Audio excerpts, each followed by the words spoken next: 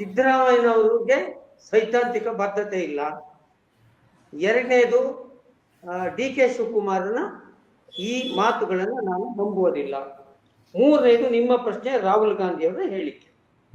ಈಗ ನಾನು ಮೊದಲನೇದು ಹೇಳ್ತೇನೆ, ಬಿಜೆಪಿಗೆ ಸೈದ್ಧಾಂತಿಕವಾದಂತಹ ಒಟ್ಟು ಬಿಜೆಪಿಗೆ ಸೈದ್ಧಾಂತಿಕವಾದಂತಹ ಸ್ಪಷ್ಟವಾದ ನಿಲುವೇ ಇರಲಿಲ್ಲ. ಇಲ್ಲ ಅಂತೀರಾ ನೀವು?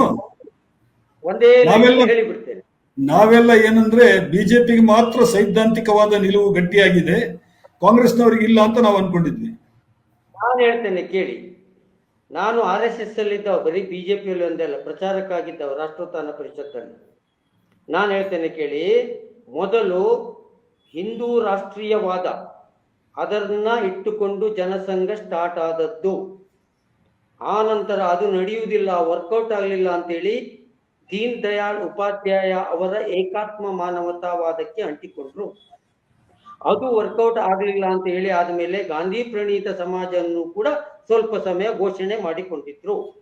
ಅದು ಕೆಲಸಕ್ಕೆ ಬರಲಿಲ್ಲ ಅಂತ ಹೇಳಿ ಆದ ಮೇಲೆ ಇದು ಯಾವುದು, ನಮ್ಮ ಹಿಂದುತ್ವದ ಪ್ರಖರ ಹಿಂದುತ್ವಕ್ಕೆ ಅವರು ಬಂದರು.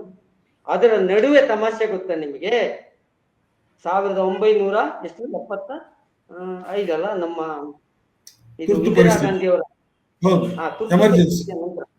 ಎಮರ್ಜೆನ್ಸಿಯ ನಂತರ ಇವ್ರ ಪಕ್ಷದ ಎಲ್ಲ ಸಿದ್ಧಾಂತಗಳನ್ನು ತ್ಯಜಿಸಿ ಜನತಾ ಪಕ್ಷದಲ್ಲಿ ವಿಲೀನವಾದವರು.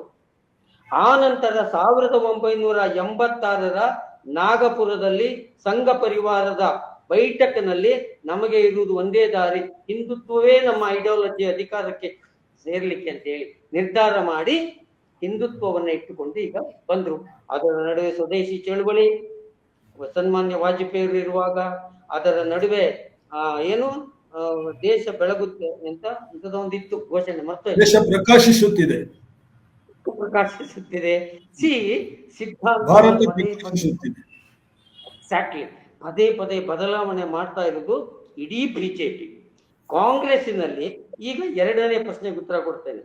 ಸಿದ್ದರಾಮಯ್ಯನವರ ಸೈದ್ಧಾಂತಿ ಇವರು DKC ಅವರು ಸುಮ್ಮನೆ ರಾಜಕೀಯವಾದ ಹೇಳಿಕೆ ಅಂತ ಅವ್ರು ಹೇಳಿದ್ರು. ನನಗೂ ಹಾಗೆ ಅನ್ನಿಸ್ತದೆ. ಏನಂದ್ರೆ, ನಾವು ಕೆಲವೊಮ್ಮೆ ಮಾತಾಡುವಾಗ ನಿಂದು ಗೊತ್ತುಂಟು ಮಾರಾಯ, ನಮಸ್ತೆ ಸದಾವತ್ಸಲೆ ಅಂತ ಹೇಳುದಾ, ಅಥವಾ ಅವರು ನಮಗೇನೋ ತೋರ್ದು ಹೇಳುದಾ, ಇಂಥದ್ದನ್ನ ಒಬ್ಬ ವ್ಯಕ್ತಿಯ ಐಡಿಯಾಲಜಿಯನ್ನು ಅಳಿಲಿಕ್ಕೆ ಆಗುತ್ತಿಲ್ಲ.